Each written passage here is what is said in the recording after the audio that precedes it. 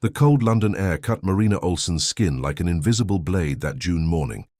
She pulled her coat tighter around her body as she hurried through the city's financial district, her shoes tapping against the damp concrete in an anxious rhythm that mirrored her heartbeats.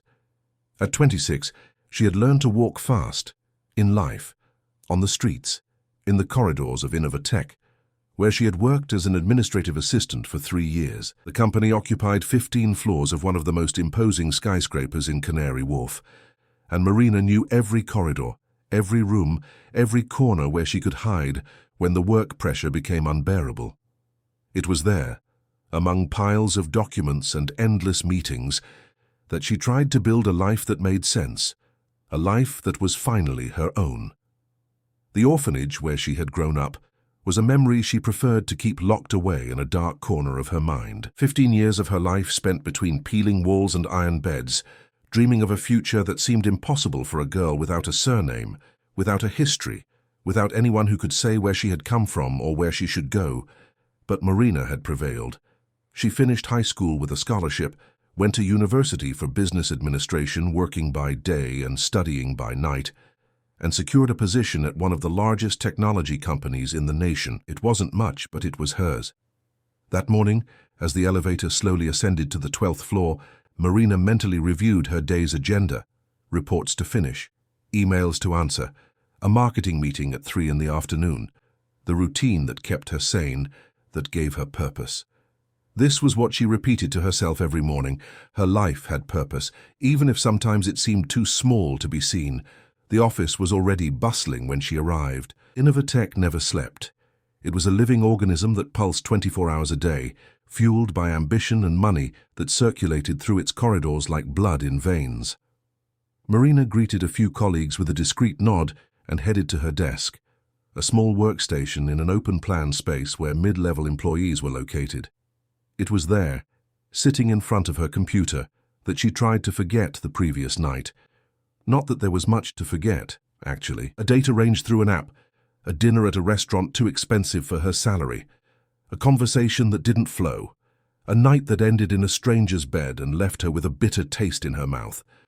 The man was handsome, she had to admit. Tall, dark hair neatly cut, expensive clothes, an apartment in Kensington that cost more than she earned in 2 years. But there was something cold about him, something distant and calculated, that made her feel like she was just another item on a to-do list. Marina shook her head, trying to push away these memories. She had work to do, bills to pay, a life to build. She couldn't afford to dwell on unsuccessful dates with rich, empty men. The day proceeded in its predictable normality until lunchtime. Marina was in the small office kitchen, heating a packed lunch in the microwave, when Clara and Julia, her colleagues from the marketing department, joined her. It was rare to have a moment of relaxation in the middle of the day, and Marina allowed herself to unwind a little as the three chatted about trivial matters: the TV show that was on, weekend plans, office gossip. "So, Mary, how was your date yesterday?" Clara asked with a mischievous smile, stirring her coffee with a plastic spoon. "How you disappeared from the WhatsApp group after you said you were going out with the app's heartthrob." Marina felt her face flush. She had mentioned the date to her friends the day before, more out of nervousness than a desire to share. Now she regretted it. "Oh, it was normal," she replied, trying to sound disinterested. "Normal?" Julia raised an eyebrow. "The guy had an apartment in Kensington, an imported car. How can that be normal?" Marina sighed, looking around to make sure no one else was nearby. The kitchen was empty, just the three of them and the low hum of the air conditioning. Through the glass wall, she could see some colleagues passing in the corridor, but no one was paying attention to their conversation. "Look, do you really want to know?" Marina lowered her voice, feeling strangely compelled to vent. "The guy is handsome, has money, an incredible apartment, all perfect on the outside. But... Clara leaned forward, her eyes shining with curiosity. "But he's terrible in bed. Honestly. A complete disappointment." The three burst into laughter, and Marina felt a strange relief at uttering those words. It was as if she had finally managed to put the previous night's frustration into perspective. The man could have all the money in the world, but that didn't make him a good lover. In fact, there was something almost robotic in the way he touched her, as if he were following a technical manual instead of connecting with her as a human being. "Oh, what a letdown," Julia shook her head. "These rich men think money solves everything, don't they? That just because they have a fat bank account, they automatically know what they're doing." "It's true," Clara agreed. "I bet he didn't even care if you were enjoying yourself. He only thought about himself." Marina nodded, remembering the coldness with which the date had ended. He hadn't even offered to take her home, just called a ride-sharing car and stood there, by his apartment door, as if waiting for her to leave quickly so he could return to his routine. "The worst part is he thinks he's all that," Marina continued, her voice heavy with frustration. "He stands there with that conqueror's pose. But when it comes down to it, zero chemistry, zero connection. It felt like he was doing me a favor." The three laughed again, and Marina felt better. It was good to be able to talk about it, to get out the irritation she had carried since the previous night. They chatted for a few more minutes about relationships and men in general, exchanging stories and advice, before returning to their workstations. What Marina didn't know was that, on the other side of the frosted glass wall separating the kitchen from the main corridor, someone had stopped to take an important call, someone who had heard every word of their conversation. Raphael Miller was returning from a meeting on the 20th floor when his phone rang. It was his lawyer, calling about an urgent contract that needed to be reviewed before the end of the day. He stopped right there, in the corridor, leaning against the wall that faced the employee kitchen. The call was too important to be interrupted, and he was concentrating on the legal details the lawyer was explaining when the female voices from the other side of the wall caught his attention. First, it was just an indistinct murmur, but then one voice stood out from the others, a voice he didn't immediately recognize, but which had something familiar about it. He continued pretending to listen to the lawyer, but his attention was fully focused on the conversation happening just a few meters away. "The guy is handsome, has money, an incredible apartment, all perfect on the outside, but he's terrible in bed. Honestly, a complete disappointment." The world stopped. Raphael felt as if he had been punched in the stomach. The words echoed in his mind with brutal clarity, and he knew immediately that the woman was talking about him. The description was too specific to be a coincidence. Apartment in Kensington, imported car the previous night. It was her, the woman he had gone out with last night. Marina, he remembered now. Marina Olsen, his employee. "Mr. Miller, are you listening?" The lawyer's voice reached him as if from a great distance. Yes, I'm here," he managed to respond, his voice coming out hoarser than intended. Can you email me the documents? I'll review them and get back to you shortly." He hung up the phone without waiting for a reply, the device trembling slightly in his hand. The laughter coming from the kitchen seemed to echo through the corridors, each chuckle a jab at his dignity. For 35 years, Raphael Miller had built an empire. He had turned an idea into a billion-pound company, overcome obstacles that would destroy lesser men, earned the respect and fear of his competitors. But there, in that moment, he felt reduced to nothing by a few words spoken by a woman he barely knew. An employee of his own company, he remained there, leaning against the wall, trying to process what had happened. The previous night had been normal from his point of view. He had his rules, his way of conducting these encounters. He wasn't a romantic man, never pretended to be. Sex, for him, was a physical necessity, something to be resolved efficiently and without emotional complications.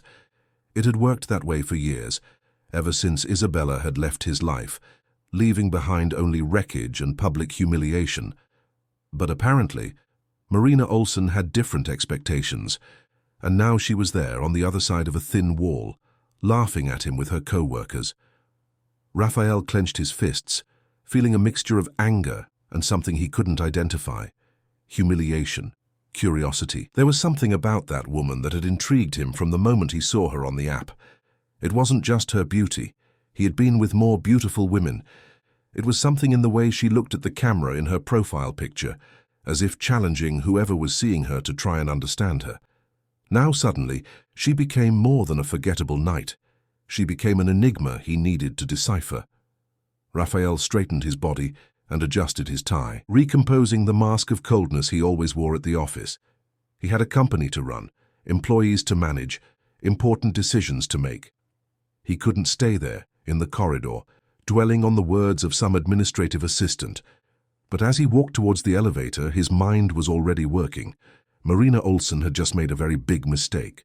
She didn't know it yet, but she had just awakened something in him that had been dormant for years, a need to prove his worth, to show that he wasn't the cold-arm, insubstantial man she had described to her friends.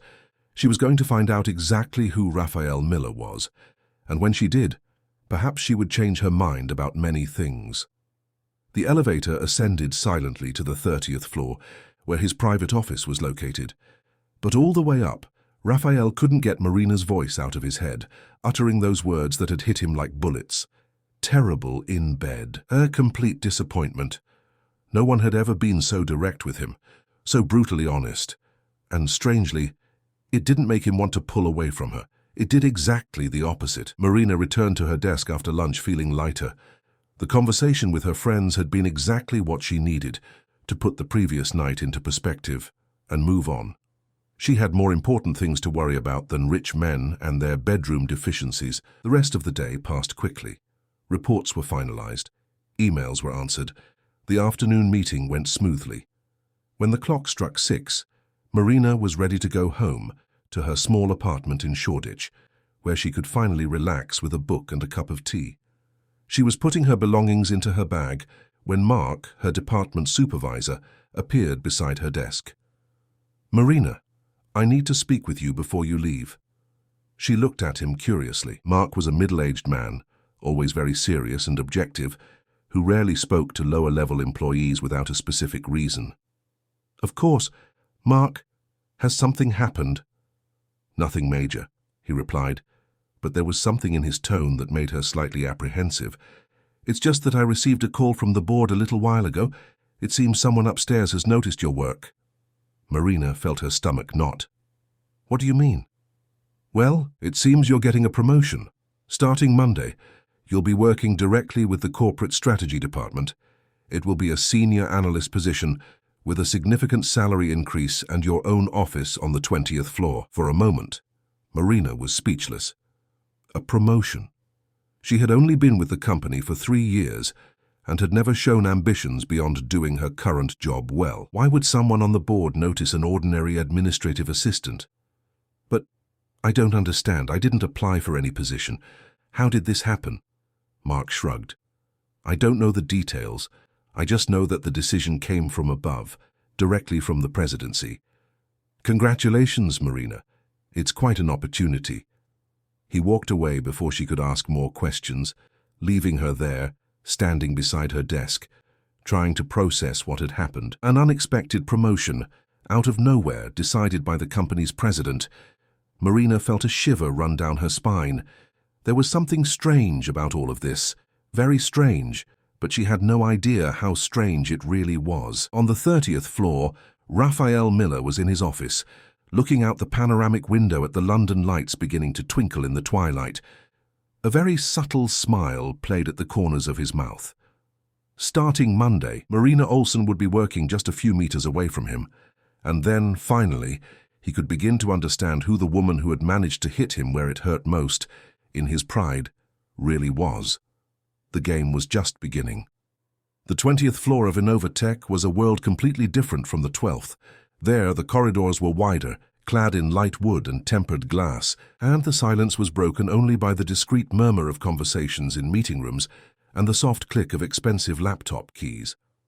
Marina felt out of place from the moment she stepped in there on Monday morning, carrying a small box with her personal belongings.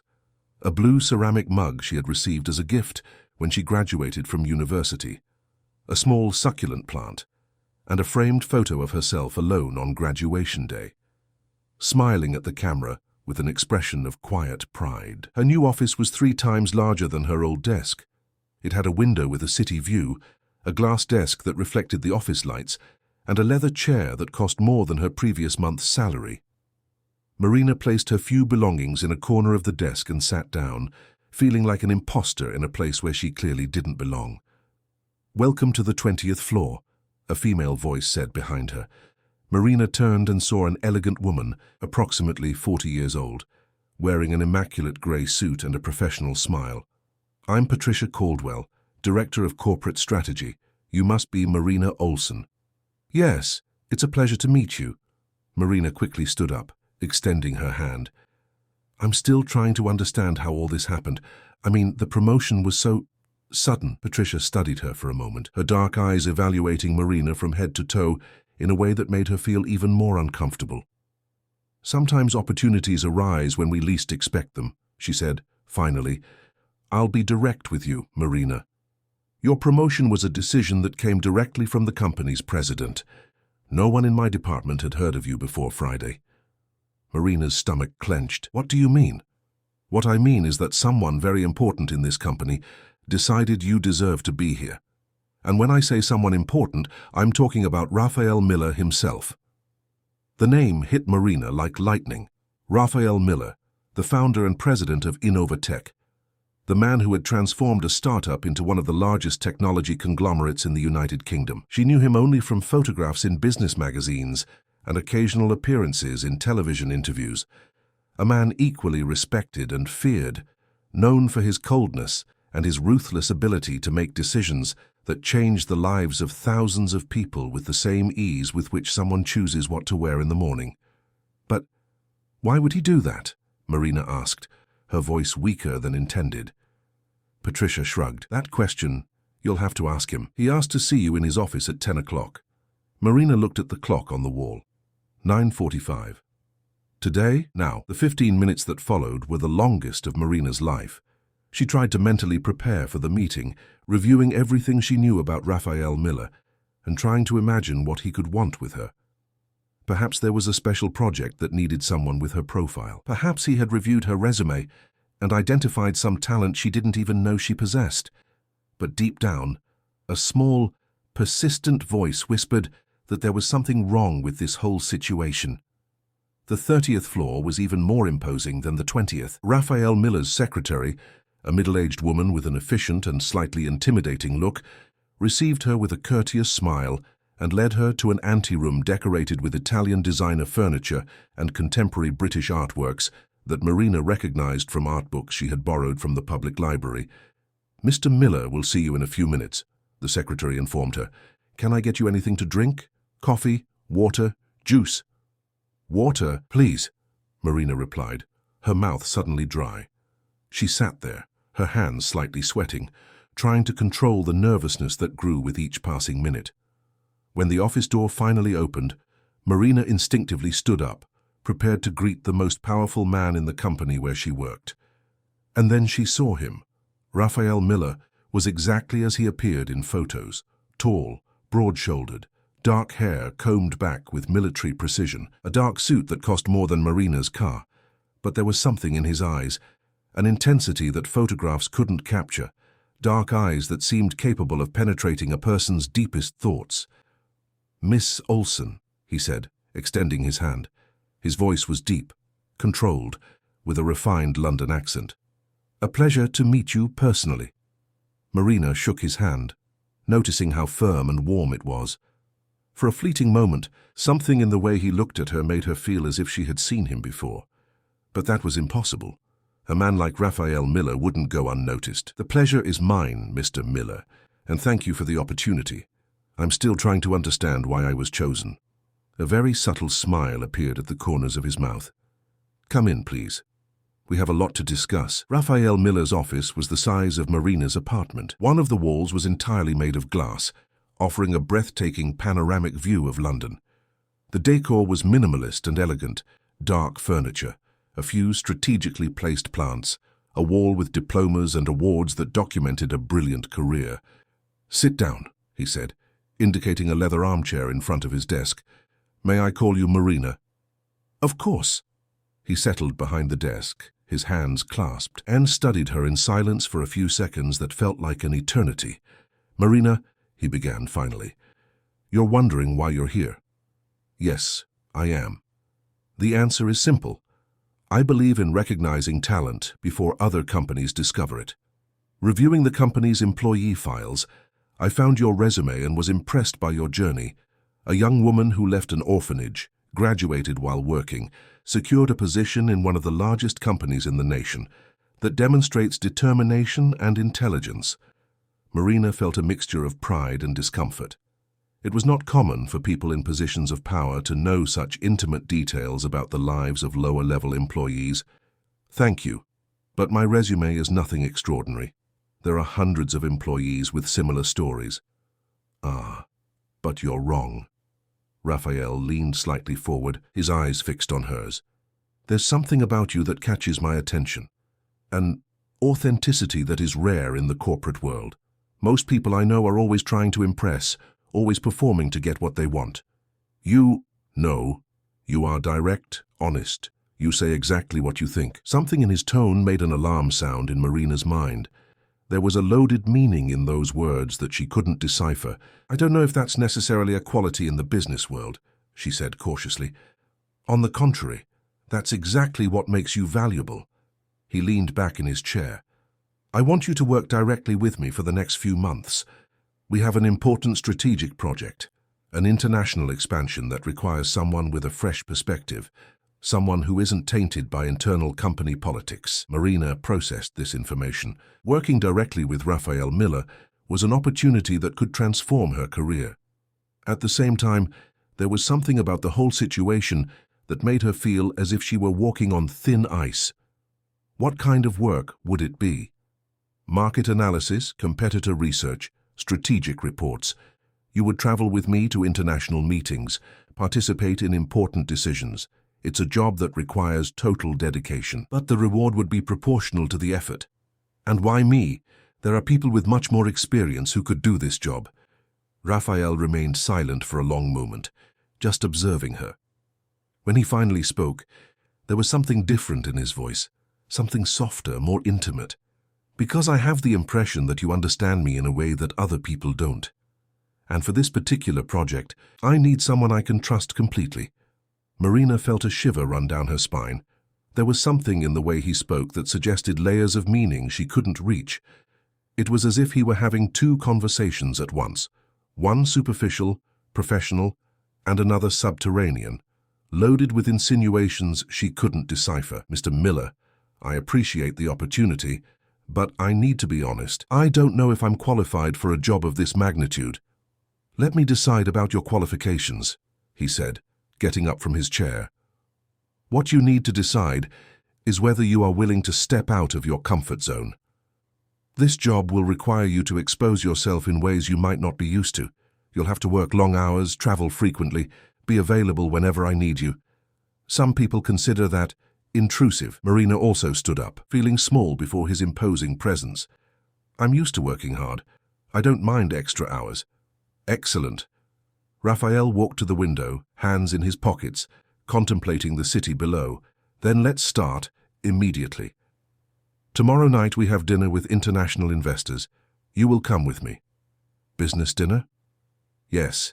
It will be your first opportunity to see how the strategic side of the company works." He turned to face her again. "Can you find something suitable to wear? The dress code is formal." Marina nodded, although she knew she had nothing in her wardrobe suitable for a dinner with international investors. But she would manage. She always did. "One last thing," Raphael said as she was heading for the door. "This work requires absolute discretion. Everything you see, hear, or learn working with me must remain strictly confidential. This includes not discussing the work with office colleagues." "Of course, I understand perfectly. I'm sure you do." There was something in the way he said it that made Marina feel as if she had just signed a contract she hadn't fully read. When she left the office, walking back to the elevator with slightly trembling legs, Marina couldn't shake the feeling that there was something important she was missing. Raphael Miller had been courteous, professional, even generous with the opportunity he had offered her, but there was something beneath all that formality, an undercurrent that made her feel like a piece in a game whose rules she didn't know. In the elevator, descending back to her new office on the 20th floor, Marina closed her eyes and tried to organize her thoughts. An unexpected promotion, a job that could change her life, the personal attention of the most powerful man in the company. She should have been celebrating. So why did she feel like she was being hunted? Raphael remained at his office window long after Marina left, The conversation had unfolded exactly as he had planned. She was intrigued, slightly uncomfortable, but also tempted by the opportunity. It was fascinating to observe how she reacted to his words, how she tried to decipher the subtext of everything he said. She was smarter than he had anticipated, less naive. That made the game more interesting. There was something about her that intrigued him beyond her obvious beauty. Marina Olsson possessed a quality he rarely found in the women of his social circle, a brutal honesty that was both attractive and irritating. She didn't know he was the man from Friday night, but even so, there was something in the way she looked at him that suggested she could see through the layers of formality and power he wore as armor. This was dangerous and addictive. Raphael returned to his desk and opened the file he had ordered prepared about Marina Olsson. It contained all the available information about her life, where she was born, or rather, where she was found, the orphanage where she grew up, her academic records, her work history, even credit reports and rental records. It was surprising how a person could appear so transparent on paper and yet remain an enigma, an orphan who had built a life for herself through sheer determination, a woman who had never known privilege, but who possessed a natural dignity that most people born with a silver spoon could never achieve, and who, apparently, had no filters when it came to expressing opinions about his sexual performance. Raphael smiled to himself. Marina Olsson didn't know it yet, but she was about to discover that she had gravely underestimated the man she had so casually dismissed the previous Friday, and he was going to make sure she never made that mistake again. The phone on his desk rang, interrupting his thoughts. "Mr. Miller." It was his secretary's voice. "Isabella Norton is on the line. She says it's urgent." Raphael felt every muscle in his body tense. Isabella, the woman who had destroyed his ability to trust, who had exposed his most intimate failures for the entire London elite to see. The woman who had disappeared from his life 2 years ago, leaving behind only wreckage and humiliation. "Put her through," he said, after a pause. Raphael. Her voice was exactly as he remembered, soft, seductive, laden with a confidence that bordered on arrogance. "Long time no see. What do you want, Isabella?" Straight to the point, as always. "I like that about you." There was a smile in her voice that he could visualize perfectly. "I'm back in London.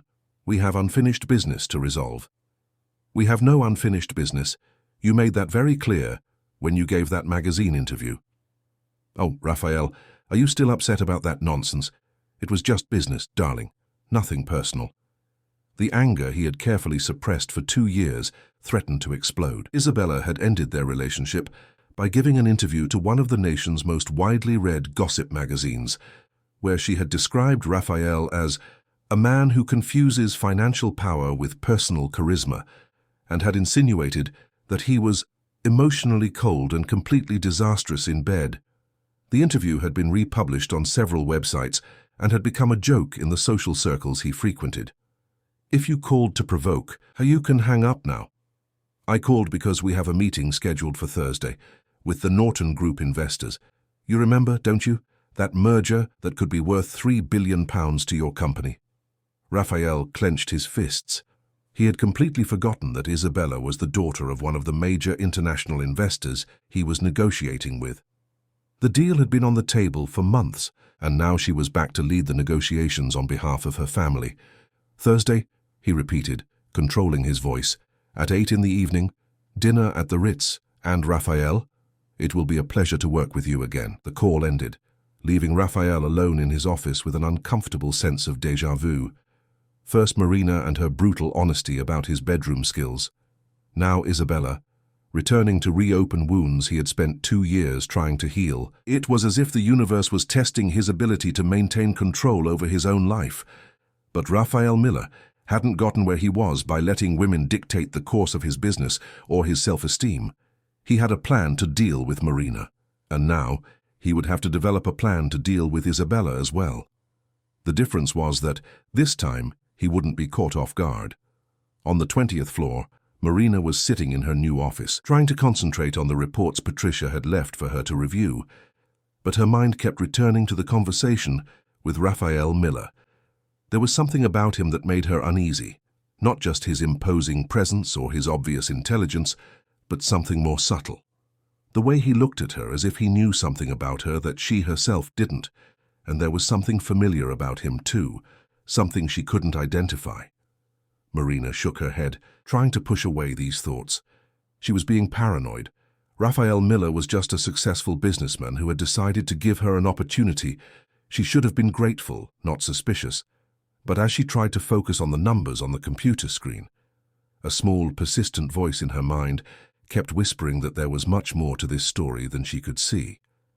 And, without knowing why, that voice reminded her of the cold, distant man she had spent Friday night with, the man who had been so disappointing in bed, the man whose face she was beginning to forget, but whose coldness still bothered her when she thought of him. If Marina had known that this man was sitting exactly 10 floors above her, carefully planning every move of a game she didn't even know she was playing, perhaps she would have trusted that warning voice in her mind more, but she didn't know, not yet. And Raphael intended to keep things that way, until the exact moment he decided to reveal all his cards. Marina spent Tuesday afternoon browsing the shops in central London, looking for something suitable to wear for the business dinner. With an administrative assistant's salary, her options were limited, but she managed to find a discreet black dress on sale and shoes that didn't look too cheap. It wasn't the outfit a senior executive would wear, but it was the best she could do with the money she had. The following evening, as she got ready in the small bathroom of her apartment in Shoreditch, Marina tried to control the nervousness that grew with each passing minute. It would be the first time she participated in a dinner with international investors, the first time she would see Raphael Miller outside the controlled environment of the office. There was something about this proximity that made her uneasy, not just because of the obvious social difference between them, but for something more subtle that she couldn't identify. The restaurant chosen for dinner was the Ritz, one of the most elegant establishments in the city. Marina arrived 15 minutes before the scheduled time, as Raphael had instructed, and waited in the reception, trying not to look as out of place as she felt. The other patrons of the restaurant exuded a natural sophistication she would never possess. Women with discreet but expensive jewelry, men in tailored suits, conversations in languages she recognized but didn't fully understand. Marina, Raphael's voice behind her made her turn quickly. He was impeccable, as always. But there was something different about him that night. Perhaps it was the softer restaurant lighting, or the way his dark blue suit enhanced his eyes, but Marina found herself noticing details she had missed during the office meeting. The way he moved with absolute confidence, how the waiters and maitre d' greeted him with a deference that went far beyond the professional. This was a man accustomed to being respected, admired, feared. "Good evening, Mr. Miller," she said, extending her hand. But instead of shaking her hand, he placed his hand lightly on her back, guiding her towards the main dining room. The touch was professional, casual, but Marina felt a shiver that surprised her. "The investors arrived a few minutes ago," he said, leaning slightly so she could hear him above the discreet hum of the restaurant. "They are German, very direct. They don't like to waste time with unnecessary formalities. Your role is to observe, take mental notes, and, if necessary, contribute relevant insights. But mainly, I want you to observe how these negotiations work." Marina nodded, trying to ignore how his proximity affected her concentration. There was something in the scent of his cologne, something woody and masculine, that reminded her of something she couldn't quite place. The table was reserved in a more private area of the restaurant, and Marina was introduced to 3 elegant men who spoke careful but correct English. Klaus Hoffmann, the group leader, was a 60-year-old man with piercing blue eyes and a direct manner of speaking that immediately put her at ease. His associates were younger, but equally serious and focused. During the first 2 hours of dinner, Marina confined herself to observing. Raphael commanded the conversation with natural ease, alternating between English and occasionally basic German. It was fascinating to watch him in action, the way he anticipated objections, how he presented information to highlight the advantages of his proposal, how he read the investors' expressions and adjusted his approach as needed. "And what is your opinion on the British educational technology market, Miss Olsen?" Klaus asked suddenly, directing his attention to her. Marina felt all eyes turn to her. Raphael observed her with a neutral expression, but she could feel his attention completely focused on her. Well, she began, quickly organizing her thoughts. I think we are still underutilizing the potential. The UK has a huge young population and growing internet access, but most of the available educational solutions are imported and do not take into account the country's cultural and socio-economic specificities. Klaus leaned forward, interested. Can you elaborate? For example, Marina continued, gaining confidence, many educational platforms assume stable high-speed internet access, but the reality is that millions of British students still rely on unstable connections or limited mobile data. A platform that worked well even with patchy connectivity would have a huge competitive advantage. Interesting, Klaus murmured, exchanging glances with his associates. And do you think there's demand for this type of solution? Absolutely, especially if we consider that the British government has invested heavily in digital education in recent years. The problem isn't a lack of will or resources, it's a lack of solutions adequate to the local reality.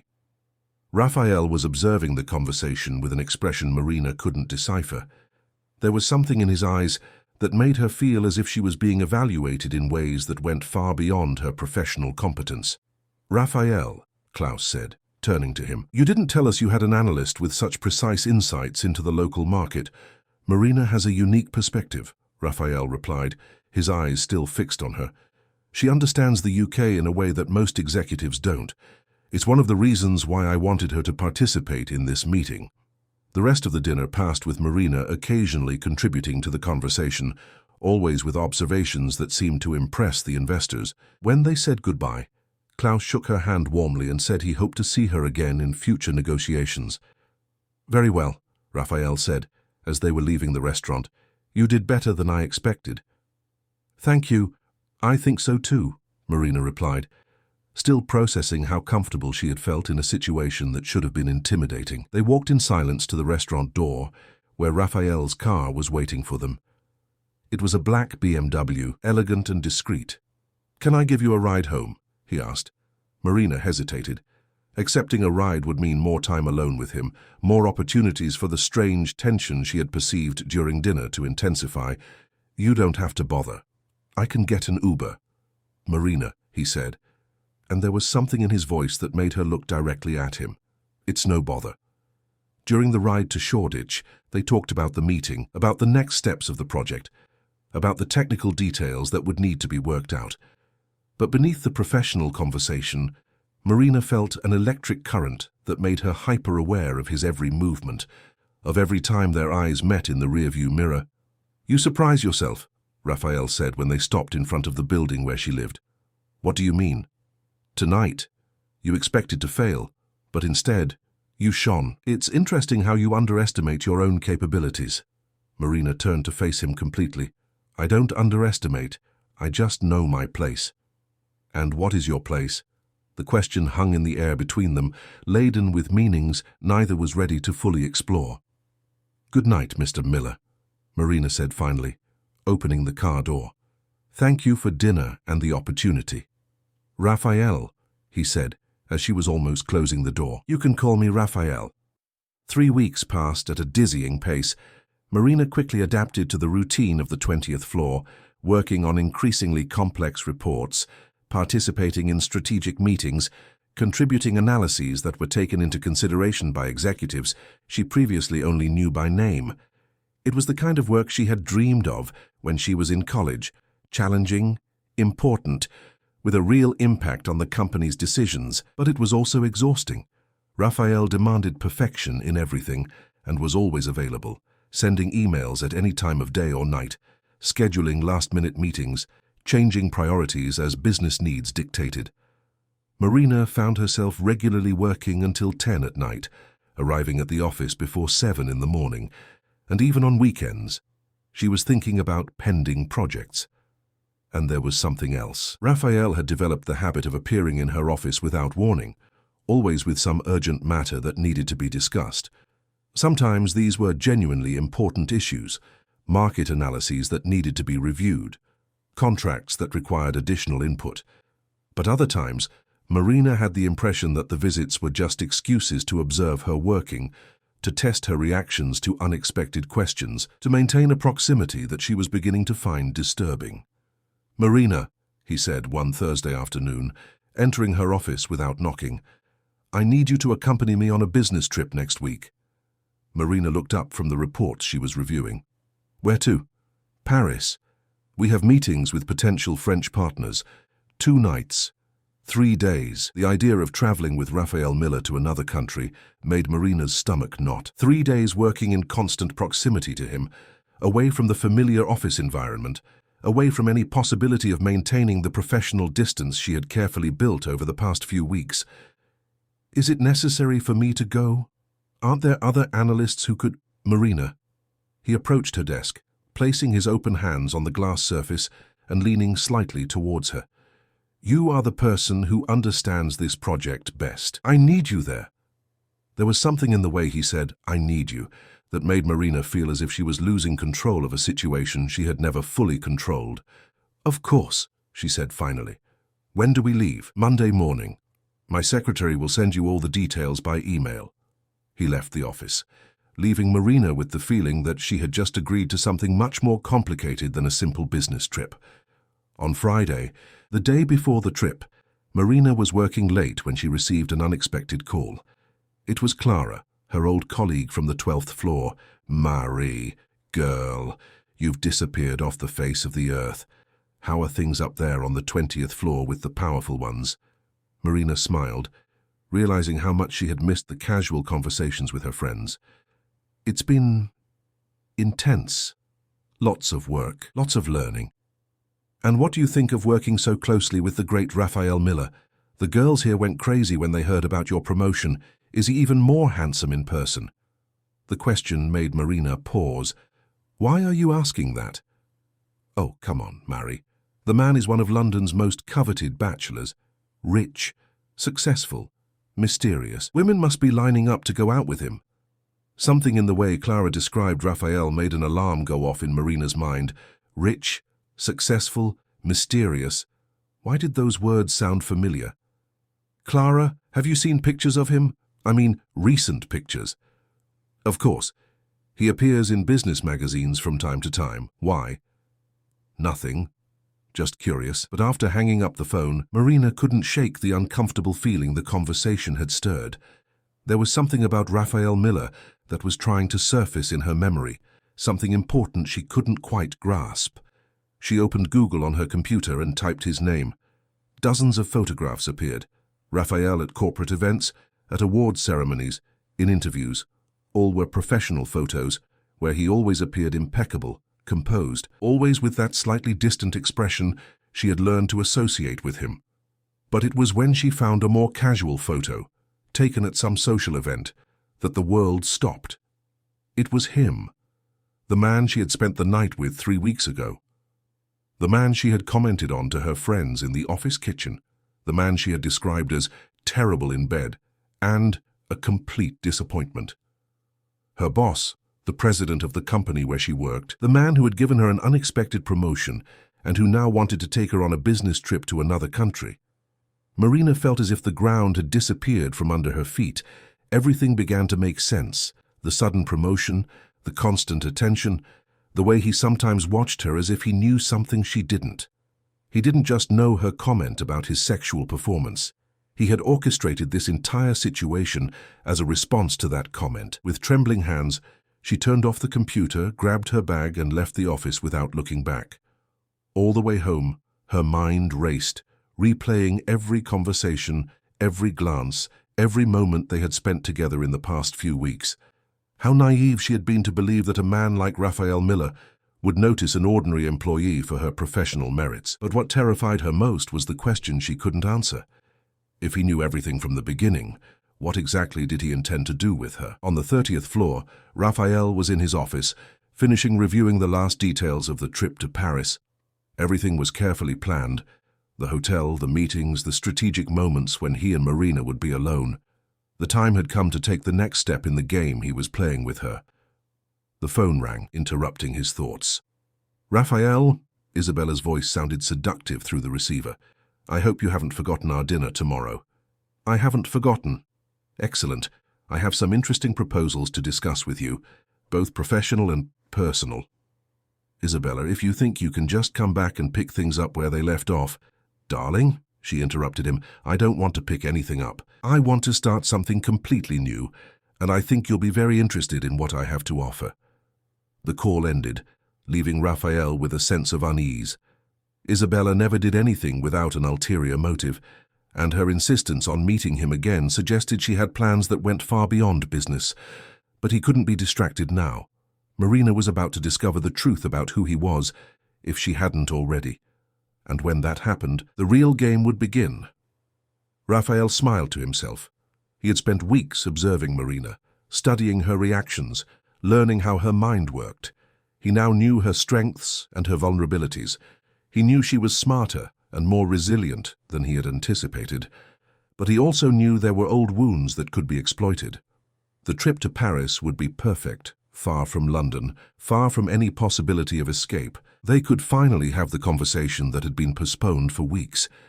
And then Marina Olsen would discover what happens when you underestimate Raphael Miller. In her apartment in Shoreditch, Marina spent the night awake, packing for the trip and trying to decide what to do. She could simply not show up at Heathrow on Monday morning. She could resign by email. She could confront him directly and demand explanations. But each option seemed a different form of capitulation. Raphael had manipulated the situation from the start, and any obvious reaction would be exactly what he expected. Marina made a decision. She would go to Paris. She would participate in the meetings. She would behave professionally. And when the right moment came, she would ask the questions she needed to ask and find out exactly what Raphael Miller wanted from her. She would not be a passive victim in a game she didn't understand. If he wanted to play, she would learn the rules and play to win. What Marina didn't know was that this decision would change her life forever, and that in Paris, far from everything she knew, she would discover that some games are much more dangerous than they appear on the surface, and that sometimes, when two intelligent and wounded people face each other, no one comes out of the confrontation unscathed. Monday morning dawned cold and cloudy in London. When Marina arrived at Heathrow, Raphael was already waiting, elegant as always, reading a newspaper and drinking coffee in one of the VIP lounges. He greeted her with the same professional courtesy as always, but Marina noticed something different in his eyes, an intensity she hadn't perceived before, or perhaps hadn't dared to acknowledge. During the flight, they worked. They reviewed presentations, discussed strategies, planned approaches for each meeting. Everything very professional, very civilized, but Marina was hyper-aware of his every movement, of every time their fingers touched when he handed her a document, of every moment she felt the weight of his gaze when he thought she wasn't paying attention. The game had begun, and Marina was determined not to lose. Paris welcomed Marina and Raphael with an autumnal air that contrasted with the London winter. The hotel Raphael had chosen was elegant and discreet, located in the Saint-Germain-des-Prés district, with views of the tree-lined parks that made the French capital one of the most charming cities in Europe. Marina was escorted to her room, a spacious suite on the 14th floor, while Raphael settled into the penthouse. The meetings began the next morning and proceeded exactly as Raphael had anticipated. The French businessmen were impressed with Marina's preparation, her understanding of the European market, and her ability to present practical solutions to complex problems. For 2 days, she behaved impeccably, professional, competent, focused. It was as if she had created an executive persona that functioned perfectly in Raphael's world, but he could perceive the tension beneath that facade, the way she avoided being alone with him, how her responses became slightly more formal when there were no other people around, how her eyes studied him when she thought he wasn't paying attention. She knew, or at least suspected. It was on the last night, after a particularly successful dinner, where they closed the deal with their French counterparts, that everything changed. Raphael had suggested they have a drink at the hotel bar to celebrate the success of the negotiations. Marina accepted, although he could see the reluctance in her eyes. The bar was discreet and elegant, with soft music and decor that evoked old Parisian cafes. There were few customers that Thursday night, mostly couples talking in low voices or businessmen finishing late meetings. It was excellent work, Raphael said, raising his glass of red wine. The French counterparts were genuinely impressed, especially with your analyses of regional distribution. Marina clinked glasses with him, but didn't smile. Thank you. It was an interesting project. Just interesting? Raphael, she said, and the way she pronounced his name let him know the moment had arrived. We need to talk. About what? Marina took a sip of wine, as if she needed courage for what she was about to say. About the fact that you're the man I went out with a month ago. About the fact that you overheard my conversation in the office kitchen. About the fact that all of this, the promotion, the job, this trip, is some kind of elaborate game you're playing with me. Raphael placed his glass on the table, his movements deliberate and controlled. And when did you come to that conclusion? Friday night. I saw a picture of you online and recognized you. She leaned forward, her eyes fixed on his. The question is, what do you want from me? For a long moment, they looked at each other in silence. The bar continued to operate around them, but it was as if a bubble of tension isolated them from the rest of the world. What I want, Raphael said finally, is to understand why your words affected me in a way nothing else has in years. My words? You called me terrible in bed. You described me as a complete disappointment. His voice was low, controlled, but Marina could feel the suppressed anger beneath the formality. Can't you have any idea how many women have been with me and never said anything like that? Marina felt her face flush. I didn't know you were listening. It was just brutal honesty. He leaned forward, invading her personal space. And that intrigued me. Most people I know spend their lives trying to please me, flatter me, tell me what they think I want to hear. You were the first person in years to treat me like an ordinary human being, subject to flaws, imperfect. Marina processed these words, trying to understand what they really meant. So all this charade was because you were offended by my opinion? Not exactly. Raphael paused, as if carefully weighing his next words. It was because your opinion made me realize something I've been avoiding for years. What? That I had become exactly the kind of man I always despised. Cold, calculating, incapable of genuine connection. And you managed to see that in one night, when others took years to notice. The bar seemed to grow even quieter. Marina could hear the beating of her own heart. And what was the plan? She asked. To get close to me, manipulate me until I changed my mind about you. Initially, yes. The raw honesty in his voice surprised her. I wanted to prove you wrong, that I wasn't the cold, insubstantial man you described. And now? Raphael picked up his wineglass, but didn't drink. He just held it, observing the dark liquid against the light. Now I realize you were right, and that scares me more than any bankruptcy or professional failure. Marina felt something shift inside her chest. For all those weeks, she had imagined Raphael as a calculating predator, playing with her like a cat plays with a mouse. But the man sitting opposite her seemed genuinely vulnerable for the first time since she had met him. Why are you telling me this? Because you deserve the truth. And because, he hesitated, because these last few months working with you have made me feel more alive than I have in years. Raphael, you challenge me, Marina. You question me. You make me want to be better than I am. And that's terrifying for someone who has spent their entire life in absolute control of everything. Marina took another sip of wine, trying to process the confession.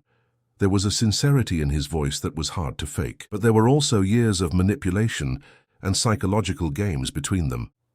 How can I trust you after all this? How do I know this conversation isn't just another layer of your plan? You can't know, he admitted. You can only decide if you're willing to give me a chance to prove I've changed. And if I say no, if I decide this has all gone too far. Raphael remained silent for a long moment. So you'll return to London tomorrow with an excellent letter of recommendation and a generous severance package. And you'll never have to see me again. The simplicity of the offer surprised her. She had expected arguments, pressure, perhaps even veiled threats. Not this calm resignation. And if you stay, he said, finally looking directly into her eyes, you'll have to teach me how to be the man you saw the potential for me to be that night, because I truly don't know how to do it alone. Marina felt tears sting behind her eyes. There was something devastatingly honest in those words. All her life, she had been the person who needed to be saved, protected, cared for. The idea that someone, especially someone with Raphael's power and influence needed her in such a fundamental way, was simultaneously terrifying and intoxicating. "You're asking me to fix you. I'm asking you to help me fix myself. There's a difference." Marina leaned back in her chair, observing him. Raphael Miller, the man who commanded an empire, who made decisions that affected thousands of lives, who was feared and respected throughout the nation, was there, vulnerable and exposed, admitting his flaws to a woman who had come from an orphanage and built her life from nothing. "I need to think," she said finally. "How much time do you need?" "I don't know. Maybe until tomorrow, maybe longer." Raphael nodded. "All right, but Marina." "Yes, thank you for being honest with me that night, even without knowing I was listening, for forcing me to see who I had truly become, for giving me a chance to explain." They finished their drinks in relative silence, each lost in their own thoughts. When they finally stood to leave, Raphael didn't try to accompany her to the elevator. He just said goodnight and stayed at the bar, contemplating his empty glass. In her room, Marina spent hours on the balcony, watching the lights of Paris and trying to organize her thoughts. Everything had changed in those 40 minutes at the bar. Raphael was not the cold, calculating man she had imagined. He was a wounded man who had built so many defenses around himself that he had forgotten how to establish genuine connections. And, in some inexplicable way, she had become the key to helping him remember. But could she trust him? Could she accept that the past few weeks had been more than manipulation, that they had been the first step towards something real? Marina thought about her own life. At 26, she had achieved more than she ever dreamed possible. She had a job she loved, financial independence, her own apartment. She didn't need a rich, complicated man to feel complete. But she had also never felt the intellectual and emotional connection she felt with Raphael. Even during the weeks when it had been just a game for him, there had been moments of genuine mutual understanding, conversations that flowed naturally, a chemistry that went beyond the physical. And there was something else. For the first time in her life, someone was asking for her help not out of pity or charity, but because they genuinely believed she had something unique to offer. Raphael didn't want to save her from her life. He wanted her to help him improve his. When she finally went to sleep at 3 in the morning, Marina still hadn't made a decision, but she knew that, whatever her choice, it would change the course of her life forever. Upstairs, Raphael was also awake, sitting on his suite's balcony with a glass of whiskey, reviewing the conversation they had had. It had been harder than he anticipated to be so honest about his motivations and flaws. For years, he had maintained an image of absolute control, never admitting weakness or uncertainty to anyone. But Marina had managed to break down all his defenses without even trying. There was something about her, a combination of intelligence, honesty, and quiet strength, that disarmed him completely. The phone rang, interrupting his thoughts. "Raphael, I hope I'm not disturbing you." Isabella's voice sounded seductive, even through the international connection. "It's 3 in the morning in Paris. Isabella, what do you want?" "Sorry, I lost track of the time zone. How's your business trip going, or should I say, your romantic trip?" Raphael felt every muscle tense. "What are you talking about?" "Oh, darling, did you really think you could keep it a secret? An administrative assistant promoted out of nowhere, traveling internationally with the great Raphael Miller. People talk. Marina is a competent employee. Period. Marina Olsen, right? Orphan, 26, Ur apartment in Shoreditch." Isabella's voice was laced with malice. "Interesting choice, Raphael. Very different from your usual type. How do I know this information? Darling, you forget I have my resources, and that I still have well-placed friends in London." Raphael clenched his fists. "What do you want? I want you to end this ridiculous charade and come back to reality. We have important business to discuss when you return, and I cannot allow you to be distracted by an ambitious orphan who is obviously taking advantage of the situation. Be careful what you say about Marina." "Ah, so it's true. You really got involved with her." Isabella laughed, the sound cutting even across the distance. "This is delicious, Raphael. After all your speeches about not mixing business with pleasure, you go and fall for an employee. I didn't. No need to deny it. It's in your voice. But let me make one thing clear. You can play with her all you want, but in the end, you'll have to choose between your business and your new obsession, and we both know which choice you'll make.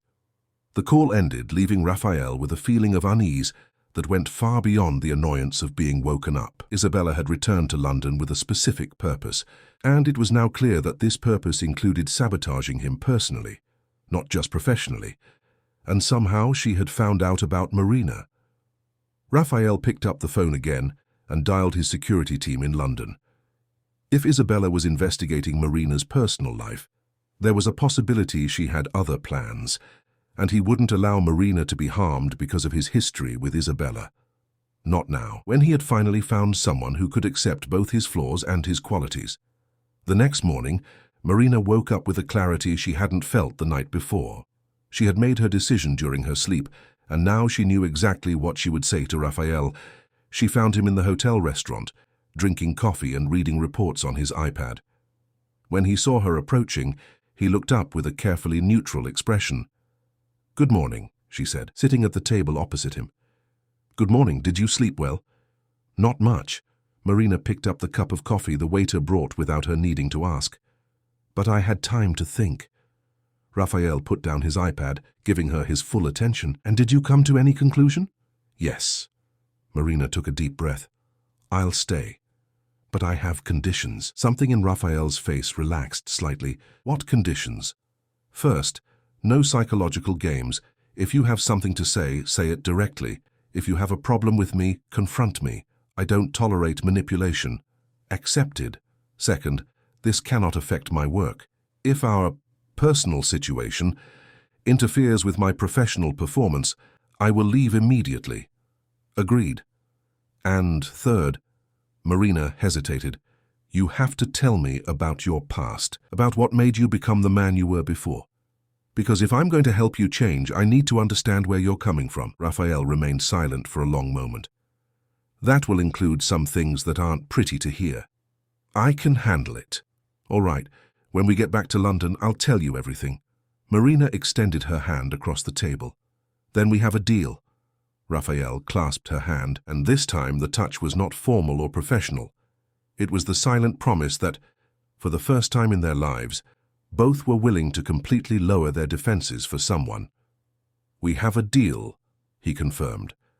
What neither of them knew was that, as they sealed this agreement over breakfast in Paris, in London, Isabella Norton was setting in motion a plan that would test this new relationship in ways they could never imagine. The flight back to the UK was different from the outbound journey. Raphael and Marina talked about future projects, about plans for the company, about their impressions of the French businessman. But beneath the professional conversation was a current of intimacy that hadn't existed before. Small casual touches, shared smiles, moments of comfortable silence. Marina observed Raphael in a completely new way. Now that she knew his vulnerabilities, she could see the moments when his defenses went up, when he became the cold, controlled executive the world knew. But she could also see when he relaxed, when he allowed his real personality to show through. It was fascinating to discover that Raphael Miller, the man who seemed to have everything, was as lost as she had been when she left the orphanage at 18. The difference was that he had built an empire to hide his confusion, while she had simply learned to live with uncertainty. When the plane landed at Heathrow, both knew they were returning to a London that would be different from the one they had left. Not just because they had an agreement between them, but because they had finally stopped pretending that there wasn't something powerful and dangerous growing between them. What they didn't know was that the next few days would test this new understanding in ways neither of them was prepared to face, and that Isabella Norton had spent the last 3 days gathering information that could destroy everything they had built in Paris. Marina returned to her apartment in Shoreditch on Friday evening with a feeling that her life had irrevocably changed. Paris seemed a distant dream, but the promises made to Raphael still echoed in her mind. She had agreed to help him become a better man, but she also knew that this meant exposing herself in ways she had never imagined. The weekend passed quickly, and on Monday she returned to the 20th floor with a completely different perspective. Colleagues noticed the change. There was a new confidence in Marina, a different way of carrying herself that suggested something important had happened during the trip. But she maintained absolute discretion about the details. As they had agreed, Raphael also seemed different. He was still the ruthless executive he had always been, but Marina began to notice small changes in the way he interacted with employees. Less coldness, more consideration for others, opinions. It was subtle, but she could see that he was genuinely trying to become more human. It was during a Wednesday meeting that everything began to unravel. Marina was presenting the results of the trip to Paris to the board of directors when Patricia Caldwell interrupted her with a question that made her blood run cold. "Marina, can you tell us about your personal relationship with Mr. Miller?" The silence that followed was deafening. Marina quickly looked at Raphael, who had an expression of controlled fury. "I don't understand the question," Marina said, trying to keep her voice steady. "Well," Patricia continued, with a smile that didn't reach her eyes, "some disturbing information has reached us regarding the nature of your proximity to our president. Information suggesting that your promotion may not have been based solely on professional merit." Marina felt as if she had been slapped. "Who said that?" "That doesn't matter," another board member intervened. "What matters is that we need clarification to protect the integrity of the company." Raphael slowly rose from his chair, his presence dominating the room. "This meeting is over," he said, his voice dangerously low. "Marina, please wait in my office. The rest of the board, I want you out of here in 5 minutes." But Patricia wasn't ready to give up. "Raphael, I can't just... Get out." Raphael's outburst was so sudden and intense that everyone in the room took a step back. "Now." Marina had never seen Raphael lose control this way. It was simultaneously terrifying and revealing. This was the real man beneath all the restraint, someone capable of genuine fury when the things he valued were attacked. 15 minutes later, she was sitting in Raphael's office as he paced back and forth, trying to control his anger. "How did they know?" Marina asked. "Isabella." The name came out like a curse. "She's been back for 2 weeks and has already started spreading poison." "Who is Isabella?" Raphael stopped pacing and faced her. "My ex-fiancée. The woman who destroyed my reputation 2 years ago with a magazine interview, where she described me as emotionally cold and, well, you remember the words you used to describe me in that conversation in the kitchen." Marina felt as if the pieces of a complex puzzle were finally falling into place. "She was the one who said those things about you before. Worse, she made a point of publicly humiliating me when our relationship ended, and now she's trying to do the same thing again, only this time using you as a weapon." Marina stood up, starting to pace the room herself. "But why? What does she gain from this?" "Control power. Isabella has always been obsessed with the idea of completely possessing me. When she realized she couldn't, she decided to destroy me." "And what are we going to do?" Raphael stopped pacing and looked at her with an expression that mixed admiration and concern. "We? Do you think I'll run away at the first sign of trouble?" Marina crossed her arms. "We made a deal, Raphael, and I don't break my deals." Before he could respond, his secretary appeared at the door. "Mr. Miller, Miss Norton is here. She says she has a meeting scheduled." Raphael and Marina exchanged glances. "Let her in," Raphael said finally. Isabella Norton entered the room as if she owned the place. She was an impressive woman. Tall, perfectly coiffed blonde hair, wearing a suit that cost more than Marina's annual salary. Everything about her exuded power, wealth, and a confidence that bordered on arrogance. "Raphael," she said, approaching him with a predatory smile, "you look terrible." "Isabella, what do you want?" "Oh, aren't you going to introduce me to your assistant?" Isabella turned to Marina with a smile that was pure malice. "You must be Marina Olsen. I've heard a lot about you." Marina stood firm, though she could feel the hostility radiating from Isabella like heat from an oven. "Ms. Norton," she said simply, "please, call me Isabella. After all, we're almost family now, aren't we?" Isabella sat down in one of the chairs without being invited. "Considering you're sleeping with my ex-fiancée." "Isabella." Raphael's voice carried a clear warning. "What, am I being indiscreet?" Isabella laughed. "Sorry, darling, but I think you have a right to know what you're getting into." Marina also sat down, deciding to face the situation head-on. And what am I getting into? Into a relationship with a man who uses sex as a weapon of control, who confuses possession with love, who will keep you around as long as you're useful and discard you the moment you start to bother him. That's enough, Raphael said, moving towards the door. Marina, let's go. But Marina didn't move. No, Raphael, let her speak. She looked directly at Isabella. Continue. Isabella seemed surprised by the reaction, but quickly recomposed herself. You think you're special, don't you? That you managed to touch something in him that other women couldn't? Well, I thought the same thing once. And what happened? What happened was I discovered who Raphael Miller really is, a man who collects people like trophies, who uses his wealth and power to maintain absolute control over everyone around him, who is incapable of genuine love because love requires vulnerability, and Raphael never allows himself to be vulnerable. Marina listened in silence, also observing Raphael's reactions. He was furious, but there was something more, a deep pain he was trying to hide. And why are you telling me this? Marina asked finally. Because I like you, Isabella said, and for the first time her voice sounded sincere. You're smart, hard-working, you have dignity. You don't deserve to be destroyed by him the same way I was. 3 days passed in tense silence. Marina had taken time off work, claiming a health issue, while she processed everything Isabella had revealed. Raphael tried to contact her several times, but she didn't answer his calls or reply to his messages. It was then that Clara, her former colleague, called with information that would change everything. Mary, you need to know something, Clara said, her voice tense. Remember that journalist who covered corporate scandals, David? I remember. He was here at the company today, asking questions about you and Raphael Miller. Said he received an anonymous tip about irregularities in your promotion. Marina felt her stomach tighten. What kind of irregularities?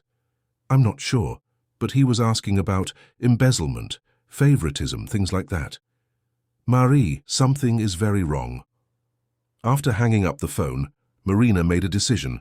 She needed to uncover the truth herself, not through filtered versions from Raphael or Isabella, and she knew exactly the person who could help her. David Stone was a respected investigative journalist, known for exposing corruption in large corporations. Marina had met him years ago at a lecture on business ethics at university. When she called him, David immediately agreed to meet her. Marina, he said when they sat down in a discreet cafe in the city center. You've arrived at the right time. I'm investigating something that might interest you greatly. What exactly? David opened his laptop and showed a complex spreadsheet. I received an anonymous tip about suspicious financial movements at Innovatech. Someone has been embezzling funds for months, but in a very sophisticated way. Marina studied the numbers. How much are we talking? About £5 million so far. And the interesting thing is that the diversion started exactly when you were promoted. You think No, Marina. I think someone wants it to look like it was you. David pointed to a series of transactions. Look, all these movements were made using your access codes, but always at times when you were demonstrably somewhere else. Marina felt as if she was seeing a puzzle form before her eyes. Someone is framing me. Exactly, and I have a very strong suspicion of who it is. David opened another file. Isabella Norton. She has access to the company's systems through a consultancy that provided services to Innovatech, and she has very personal reasons for wanting to harm both you and Raphael Miller. Marina processed this information. Is she trying to destroy the company? Not the entire company. Just Raphael, and you're the perfect weapon. An employee supposedly promoted for sexual favors who is now being accused of embezzlement. When the scandal breaks, it will destroy Raphael's reputation and likely send him to jail. And how do you prove all this? David smiled. I can't prove it, but you can. Isabella made a mistake. She needed physical access to the company's servers to implement the scheme, and every entry into the server room is recorded. Marina understood immediately. You want me to get the recordings? If you can get proof that Isabella was in the server room on the days of the suspicious transactions, I'll have enough evidence to expose the entire scheme. Marina spent the night planning how to gain access to the security recordings. She knew she couldn't simply ask, Raphael was under investigation, and any suspicious move could worsen his situation. But she also couldn't let Isabella destroy the life of an innocent man, even if that man had hurt her. The next morning, Marina returned to the office for the first time in 3 days. Colleagues observed her with curiosity, but she kept a low profile, greeting only the necessary people and heading directly to her office. It was Patricia who came to speak with her. "Marina, I need to inform you that you are being temporarily suspended while we investigate some irregularities." "What kind of irregularities?" "Suspicious financial movements associated with your access codes. It's just standard procedure. But until we clarify the situation, you cannot have access to the company's systems." Marina nodded, feigning resignation. "I understand. Can I at least get my personal belongings?" "Of course, but you'll have to be accompanied by security." As she gathered her things under the watchful eye of a guard, Marina discreetly slipped a USB drive she found in a drawer into her coat sleeve. She didn't know if it contained anything useful, but it was the only opportunity she would have to take any evidence. At home, Marina inserted the USB drive into her computer and discovered that it contained backups of emails and documents Raphael had asked her to organize weeks ago. But there was something else, files she didn't remember copying, including access logs to the company's security systems. Marina spent hours analyzing the data until she found what she was looking for. In the server room recordings, there were records of Isabella entering the building after hours on 3 different occasions, all corresponding exactly to the dates of the suspicious transactions. But there was more. In one of the videos, Marina could clearly see Isabella connecting a device to one of the servers. It was the evidence David needed. Marina immediately called the journalist. "I got the proof." "Excellent. Can you meet me tomorrow? I want to see everything before publishing." "I can. But David, there's something I need to do first."